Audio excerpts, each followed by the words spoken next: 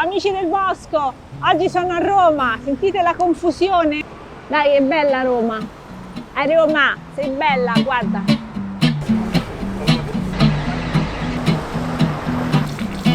Comunque sono venuta qua perché oggi c'è l'evento di Terra Terra. Noi youtuber dobbiamo incontrare i parlamentari europei per fare delle domande scomode sui temi che ci stanno a cuore. Parliamo di sostenibilità, parliamo di ambiente, parliamo di agricoltura. Sto aspettando che arrivi il mio parlamentare.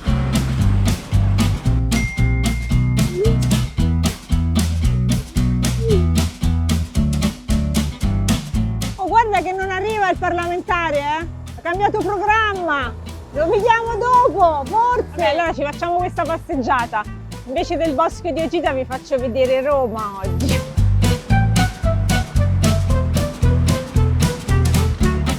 Mi sembra strano camminare su tutti questi mattoni, non c'è l'erba, non c'è niente, mi sono disabituata completamente. Comunque il tema del suolo è importante, oggi spero che ci sia qualche minuto in cui poter parlare di questo. Ci facciamo via nazionale adesso, anche lì non è che ci siano alberi, Comunque ci facciamo via nazionale e poi arriviamo alla colonna di Traiano. Qui c'è tutta la terra che si può trovare in un posto così. La cosa bella è che appunto c'hai 10-20 cm di suolo, le erbe spontanee arrivano subito a colonizzare la terra. Comunque la natura è più forte di tutto, ci mette un attimo. Oh, finalmente un po' di verde, il palo. Ma mi confonderò a chiacchierare oggi? Vedi quanta erbetta? Qui ci possiamo fare anche l'insalata,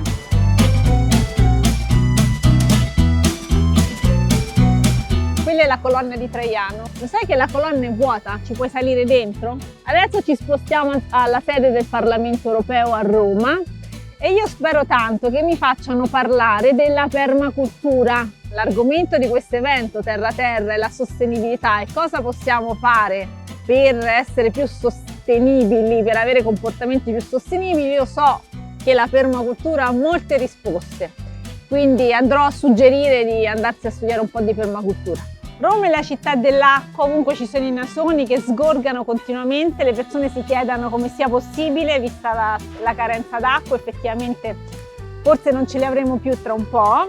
La risorsa acqua è molto importante, anche di questo voglio parlare. Dai che allora andiamo!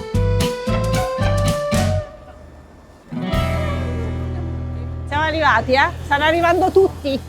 Vedi il Parlamento Europeo, cioè il posto è questo, non abbiamo sbagliato indirizzo. La moderatrice, giusto? No, non sono io la moderatrice, no. Mi sono dimenticata tutto, non lo so più cosa devo dire. Sul canale YouTube del Parlamento Europeo.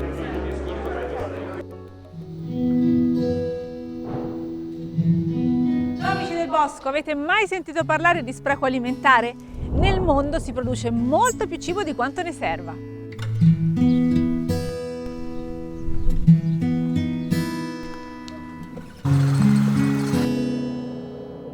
Gli orti in generale, che poi è un po' la missione nel mio canale, sì, anche quello di Matteo. Allora, spiegare alle persone come possono fare l'orto, perché anche ridistribuire questa produzione di cibo è molto importante. Un po' perché produciamo il nostro cibo sano, buono, ci fa bene, un po' perché acquisiamo consapevolezza di cosa significhi produrre cibo, diventiamo tutti un po' contadini e capiamo le difficoltà di chi poi ci fornisce la maggior parte invece di ciò di cui abbiamo bisogno. Quindi è molto importante dare anche un presidio al territorio, perché anche se noi ci occupiamo di 100 metri quadrati, di 1000, di 2000, già facciamo tanto, perché quello di cui abbiamo bisogno proprio contro il cambiamento climatico è una rigenerazione dei suoli. Oltre a difendere i suoli dal continuo consumo, continuiamo a coprire, costruire, perdiamo l'ultima ricerca, sempre il dato ISPRA, 2 metri quadrati al secondo continuiamo a perdere in Italia, quindi insomma sono numeri pazzeschi, però anche il suolo che abbiamo e che utilizziamo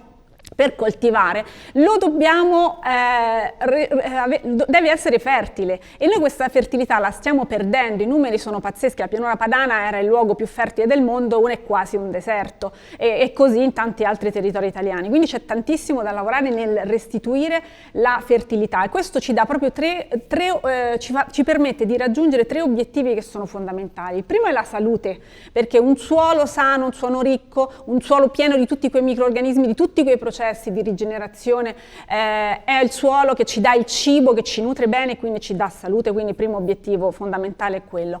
Secondo tema è quello dell'acqua, no? L'altra crisi immensa che già ci ha raggiunto e che nei prossimi anni potrà diventare veramente spaventosa, è che noi, se non abbiamo un suolo fertile, non riusciamo a depurare bene l'acqua, a farla penetrare nelle falde acquifere, a far proseguire quel processo meraviglioso che ci insegnavano alle elementari del ciclo dell'acqua, no? La nuvoletta che sale dal mare e poi riscende. Senza un suolo fertile perdiamo questo passaggio.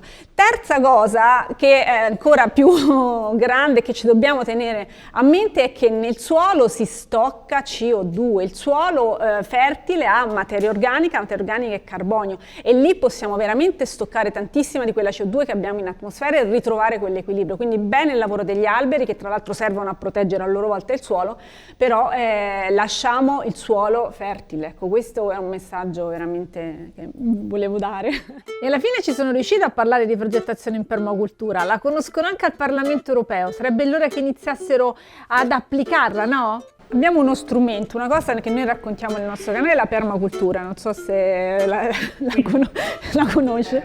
Abbastanza. Meno male, guarda. Oggi come l'interrogazione. Anche questa fu Perfetto. La permacultura è un metodo di progettazione di insediamenti umani sostenibili. Noi dobbiamo lavorare in fase di progettazione. Quella stessa acqua, se noi quando costruiamo l'impianto la facciamo circolare per tutti gli usi della casa, la stessa acqua ci può servire per più cose. Durante l'incontro mi hanno chiesto anche di parlare di voi che ci seguite. Se è stato possibile arrivare ad una platea di decisori politici è grazie alla forza del gruppo, quindi se siamo in tanti ci possiamo far ascoltare. Mi ha colpito un messaggio critico invece, un messaggio critico che ha detto no, attenzione, perché i piccoli contadini che io stavo difendendo a volte non hanno i controlli per quanto riguarda poi l'utilizzo di magari fitofarmaci eccetera, ma il problema sta a monte, cioè troviamo i sistemi per non dover utilizzare fitofarmaci, non possiamo prendercela col piccolo contadino che deve portarsi a casa poi quel raccolto, cioè saniamo il sistema nel suo complesso, quel suolo fertile che vi dicevo prima è molto più facile poi da coltivare. Finalmente Mario Furore, ti aspettavo da stamattina alla stazione. Noi abbiamo fatto questo video dedicato allo spreco alimentare, è un tema che ho capito che ti sta a cuore. Questi modelli virtuosi